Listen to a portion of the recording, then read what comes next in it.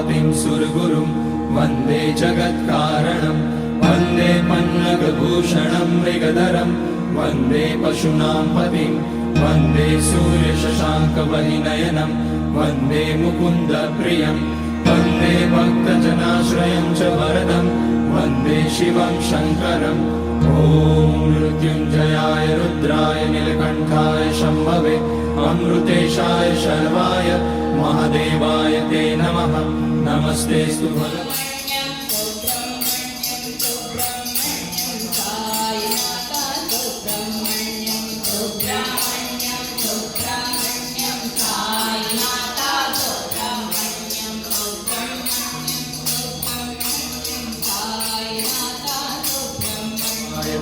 मयोभवाय च नमः शङ्कराय च मयस्कराय च नमः शिवाय च शिवतराय च ॐ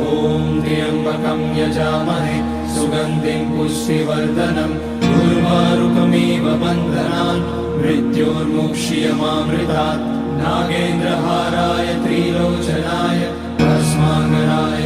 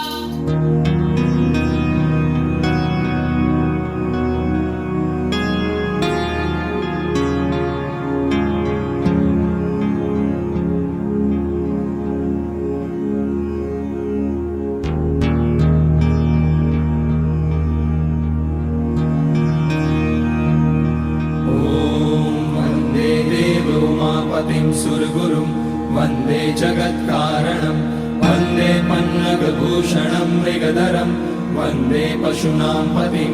वन्दे सूर्यशशाङ्कवहिनयनं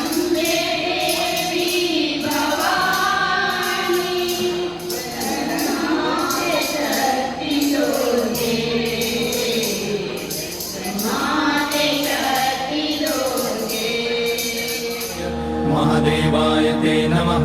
नमस्तेस्तु भगवन् विश्वेश्वराय महादेवाय त्र्यम्बकाय त्रिपुरान्तकाय त्रिकाग्निकालाय कालाग्निरुद्राय नीलकण्ठाय मृत्युञ्जयाय सर्वेश्वराय सदाशिवाय श्रीमान् महादेवाय नमः।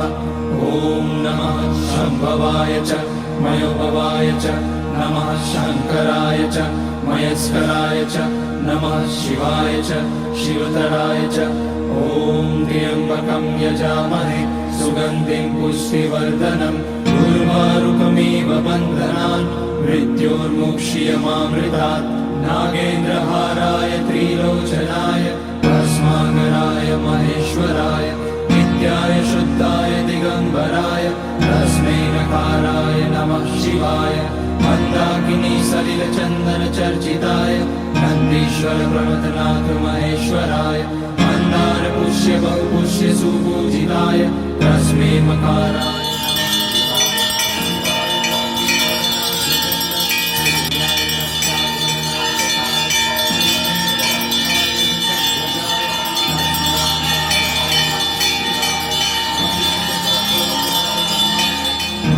देवार्चितशेखराय चन्द्रार्कवैश्वानरलोचनाय तस्मै वकाराय नमः शिवाय यज्ञस्वरूपाय